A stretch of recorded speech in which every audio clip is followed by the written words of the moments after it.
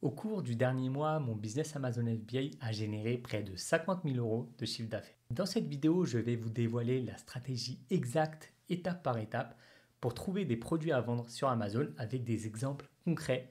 Puis nous verrons également les produits à éviter absolument qui pourraient mettre en échec votre business. Avant de démarrer cette vidéo, je vous souhaite la bienvenue sur ma chaîne YouTube. Je m'appelle Alan et je suis vendeur Amazon à succès depuis 2020. Donc ce que je vais vous apprendre dans cette vidéo, c'est le fruit de mon expérience. Des conseils concrets qui vont augmenter vos chances de réussite sur Amazon. C'est parti, démarrons la vidéo avec les produits à éviter. Première chose à éviter, ce sont les produits peu chers et très concurrentiels. Si vous vendez un produit qui coûte moins de 10 euros, il n'y aura quasiment pas de barrière à l'entrée. Donc vous pouvez vite vous retrouver avec beaucoup de concurrence. On va illustrer cela avec l'exemple d'un produit qui serait vendu moins de 10 euros, qui coûterait donc moins de 2 euros à l'achat. Et si vous commandez, disons 200 unités, cela ne coûtera que quelques centaines d'euros pour lancer ce produit. La barrière à l'entrée est donc très basse. Il en résulte une forte concurrence et la vente de ces produits pas chers finissent par provoquer des guerres de prix. La deuxième raison est liée à la publicité PPC. Pour booster la mise en avant de votre produit, vous allez pouvoir investir dans la publicité au clic. Ce qui signifie que chaque fois que quelqu'un clique sur votre annonce, vous êtes facturé. Donc si vous faites de la publicité pour un produit à petit prix, la faible marge peut vite être grignotée par les coûts publicitaires. En conclusion, pour un débutant, il est recommandé d'éviter de vendre des produits à bas prix. Le deuxième type de produits à éviter, ce sont les produits trop compétitifs.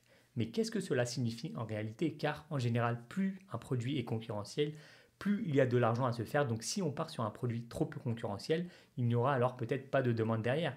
Ne vous inquiétez pas, je vais vous expliquer un peu plus tard dans la vidéo comment identifier des produits recherchés par les clients tout en ayant une compétition relativement faible en face. Le troisième type de produit qu'il faut éviter de vendre pour un débutant sur Amazon, c'est les produits tendance ou saisonniers. Je vois tellement de nouveaux vendeurs commettre cette erreur en se lançant sur un produit qui semble être l'opportunité du moment. On peut citer notamment le cas des produits liés à la précédente crise sanitaire tels que les masques et le gel hydroalcoolique. On a vu de nombreux vendeurs se ruer dessus sans prendre en compte le délai de lancement du produit et surtout sans évaluer la demande sur le long terme. Ils se sont donc retrouvés à lancer leurs produits avec plusieurs mois de retard et avec du stock sous les bras une fois la saison terminée. Ce qui peut entraîner des frais de stockage de longue durée sur Amazon et une restriction pour les prochains réapprovisionnements. Il faut donc éviter les produits saisonniers ou à la mode, mais plutôt favoriser les produits dits evergreen, qui se vendaient bien hier, se vendent aujourd'hui et continueront à se vendre demain. Il n'y a que comme ça qu'on peut construire un business solide qui résiste au temps sur Amazon. Quatrièmement, évitez les produits qui sont monopolisés par un vendeur car il y a de grandes chances que celui-ci soit sous brevet. Je connais plusieurs personnes qui se sont imaginées trouver le produit du siècle, un fort volume de vente avec aucune concurrence. Or, dites-vous bien que si cela se produit, c'est soit une anomalie du marché, ce qui est très rare statistiquement parlant, ou alors vous êtes sur un marché protégé comme un produit sous brevet. Numéro 5, on va éviter les produits ayant des restrictions tels que les produits dans le domaine de la santé notamment, les produits contenant des matières dangereuses, etc. Ce type de produit va vous freiner dans votre élan et vous demander beaucoup de patience car vous allez devoir détenir tout un tas d'autorisations pour que vous puissiez créer votre listing. Il y aura également des normes et plein d'autres barrières avant de pouvoir vendre votre produit et votre listing pourrait même être bloqué plusieurs mois après votre lancement, mettant donc un coup d'arrêt à votre business. En tant que débutant, cela peut décourager, c'est pourquoi dans un premier temps, on va éviter ce type de produits qui sont à privilégier quand on a un peu plus d'expérience. Avec ces quelques conseils sur les produits à éviter, vous venez normalement d'économiser plusieurs milliers d'euros en évitant de vous lancer sur des fausses opportunités. Voyons maintenant quels sont les produits à vendre qui vont vous assurer le succès sur Amazon. On va voir ensemble les stratégies étape par étape pour trouver ces fameux produits. La première chose à faire qui peut sembler évidente de prime abord, mais vous seriez surpris du nombre de vendeurs Amazon qui commettent cette erreur, qui est de ne pas correctement calculer sa marge. En effet, beaucoup de vendeurs n'ont aucune idée de leur marge ni des frais FBA et se lancent à l'aveuglette sans rien comprendre. Il est primordial de connaître sur le bout des doigts l'ensemble des frais Amazon, tels que les frais d'abonnement en compte vendeur, la commission, les frais de stockage, les frais d'expédition. Ce n'est qu'ainsi que vous allez pouvoir calculer exactement votre marge et savoir si vous allez pouvoir faire du profit ou non.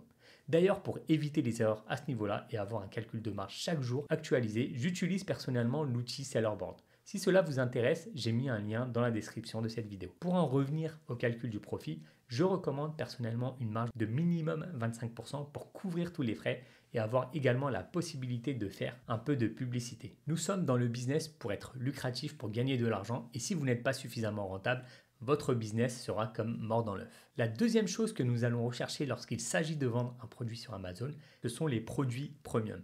On va donc faire l'inverse de la vente de produits cheap et mettre en place une barrière à l'entrée qui sera un peu plus élevée de sorte que la concurrence ne sera pas aussi rude. J'aime être dans la moyenne haute de mon marché, pour cela je ne vais pas chercher sur Alibaba le produit le moins cher, mais plutôt le produit le plus qualitatif avec un prix d'achat raisonnable qui me permettra de me différencier de mes concurrents en me plaçant dans le haut du panier en termes de prix de vente. Ainsi, les clients vont moins regarder le prix, mais plutôt la qualité supérieure du produit que vous proposez.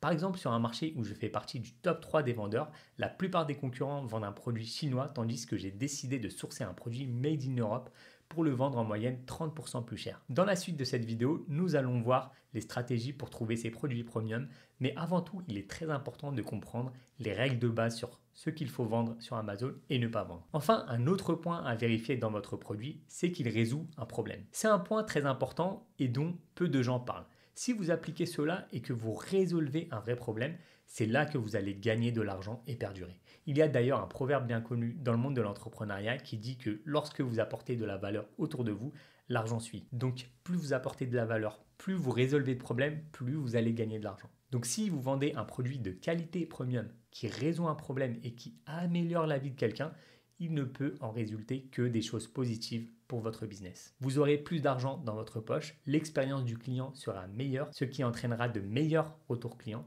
plus de crédibilité et donc plus de ventes. C'est l'effet domino. Donc si vous trouvez un bon produit et que vous vous dites comment puis-je l'améliorer, comment puis-je résoudre au mieux le problème que ce client rencontre, ce que vous pouvez faire, c'est lire les commentaires des clients sur Amazon. C'est une véritable mine d'or qui vous permettra de comprendre les difficultés avec le produit du concurrent.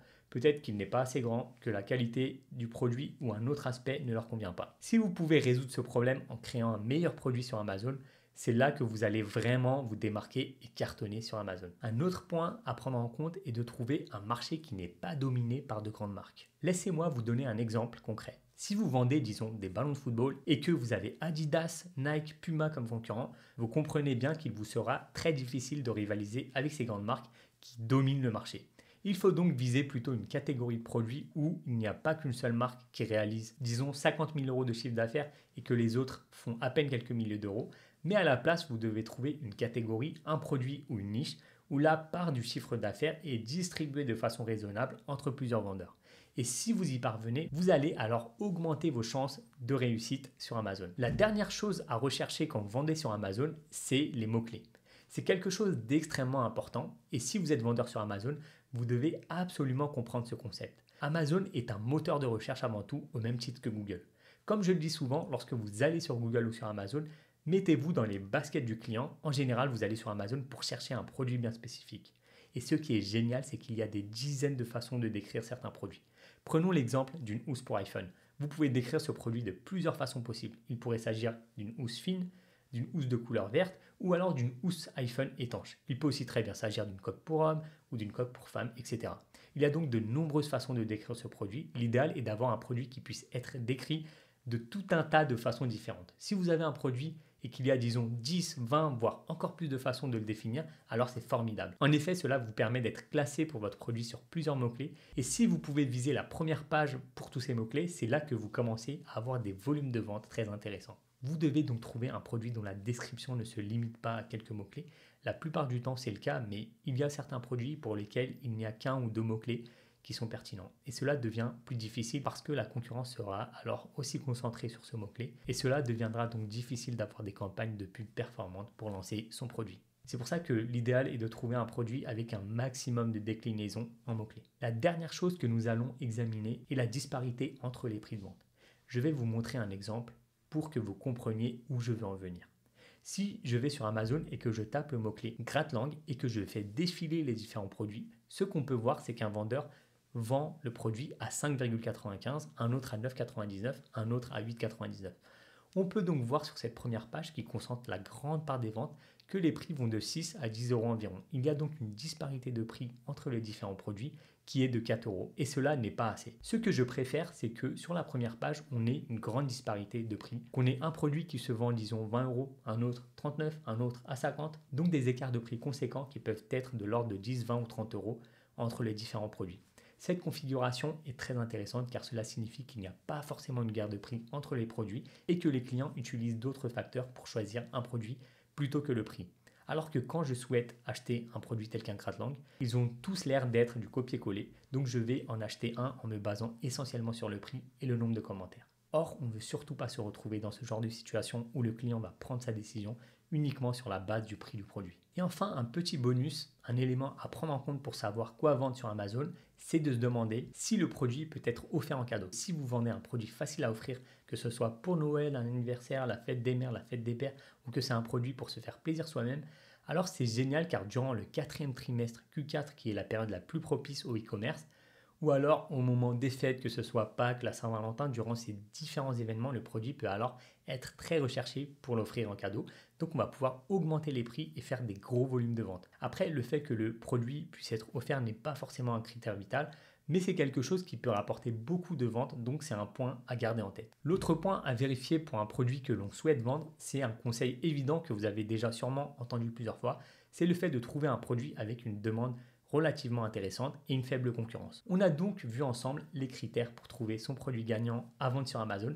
Je vous propose maintenant qu'on se retrouve derrière mon écran pour vous montrer quelques stratégies pour trouver des produits qui répondent à ces différents critères qu'on vient juste d'énumérer. Nous allons donc nous rendre sur l'outil Helium 10, module Black Box, pour lequel vous trouverez le lien ci-dessous. Vous pouvez d'ailleurs bénéficier d'une réduction de 20% pendant 6 mois en passant par mon lien affilié. Ça soutient la chaîne et cela vous permet également de faire pas mal d'économies. Je sais qu'en tant que débutant, trouver une idée produit n'est pas toujours facile. Avec ce super outil, on va pouvoir reprendre les critères d'un produit gagnant qu'on a vu ensemble et générer des tonnes d'idées de produits à lancer sur Amazon. Donc dans l'outil Black Box de recherche d'idées produits, on va devoir mettre différents critères avant de lancer notre recherche de produits.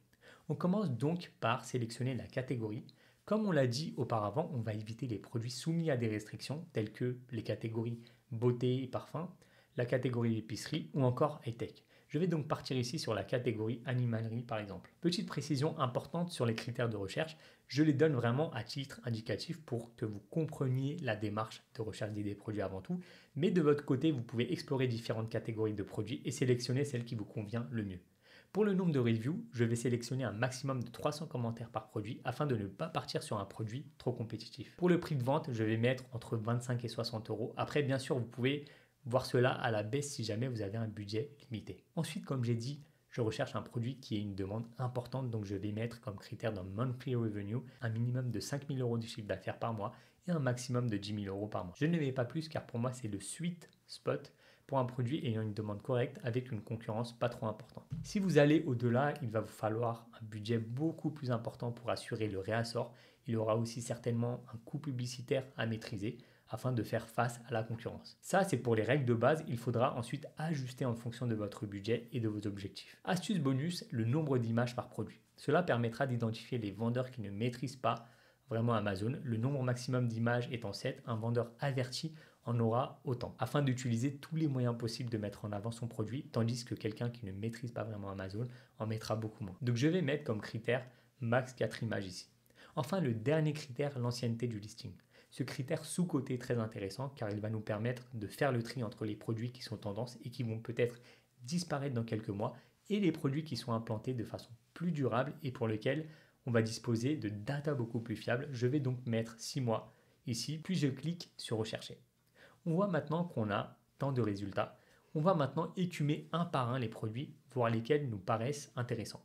Ce que je vais maintenant faire, c'est trier les produits par note de la plus mauvaise à la meilleure afin d'identifier les produits qui pourraient être améliorés. Je vais donc pour ça aller voir les commentaires 1 étoile pour voir quelles sont les choses pour lesquelles les clients se plaignent et que je pourrais améliorer afin de placer mon produit en top des ventes. Comme je vous l'ai dit plus tôt dans cette vidéo, mon business génère plus de 30 000 euros par mois de chiffre d'affaires et c'est la méthode que j'ai utilisée pour parvenir à ces résultats. C'est tout pour cette vidéo. Je vous invite donc à vous exercer avec Helium 10 et générer des idées produits. Pour rappel, vous pouvez bénéficier d'une réduction exceptionnelle de 20% sur les 6 premiers mois d'Helium 10 pour vous lancer dès maintenant et à moindre coût. Enfin, sachez que si vous souhaitez aller plus loin et bénéficier de mon accompagnement sur mesure et qu'on mette en place ensemble votre boutique Amazon de A à Z, alors vous pouvez réserver un appel offert avec moi afin que l'on discute de tout ça et voir si je peux vous aider. J'espère que cette vidéo vous a plu. Si c'est le cas, n'hésitez pas à liker cette vidéo et vous abonner pour ne rien manquer des prochaines vidéos. A plus tard, salut!